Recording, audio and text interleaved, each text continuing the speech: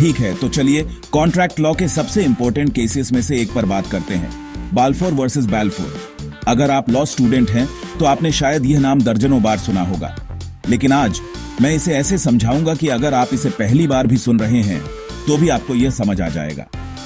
तो असल में हुआ क्या था? मिस्टर और मिसेस बाल्फोर इंग्लैंड में रहने वाले एक शादीशुदा कपल थे। मिस्टर बाल्फोर को काम के लिए सीलोन जाना पड़ा और मिसेस बाल्फोर अपनी हेल्थ की वजह से इंग्लैंड में ही रुक गई।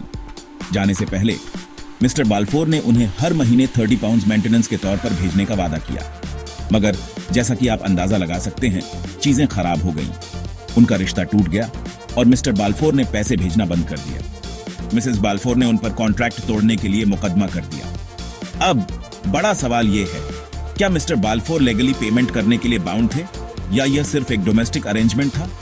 यहीं पर इस केस का जादू आता है। कोर्ट को यह डिसाइड करना था कि क्या कोई लीगल रिलेशनशिप थी, यानी क्या दोनों पार्टीज का इरादा अपने एग्रीमेंट को लीगली एनफोर्स करने का था। कोर्ट ने यह माना कि पति पत्नी के बीच के एग्रीमेंट्स आमतौर पर कॉन्ट्रैक्ट नहीं होते हैं। क्यों? क्योंकि इनमें से ज्यादातर एग्रीमेंट्स प्यार की वजह से किए जाते हैं, न कि इस इरादे से कि अगर कुछ गलत हुआ तो कोर्ट जाएंगे। तो यहां और मिसेस बाल्फोर का क्लेम डिसमिस कर दिया गया। इस केस ने एक सुपर इंपॉर्टेंट प्रिंसिपल तय किया, कॉन्ट्रैक्ट के लिए सिर्फ एग्रीमेंट और कंसीडरेशन होना काफी नहीं है, आपके पास लीगल रिलेशन बनाने का क्लियर इंटेंशन भी होना चाहिए।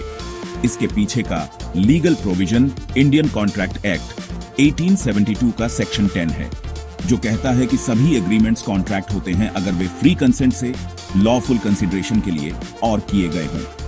तो अगली बार जब आपको कॉन्ट्रैक्ट लॉ पर कोई सवाल दिखे तो हमेशा बाल्फोर वर्सेस बाल्फोर को याद रखना। यह सिर्फ वादों के बारे में नहीं है, यह इस बारे में है कि क्या लॉ को उन वादों को एनफोर्स करने के लिए बीच में आना चाहिए।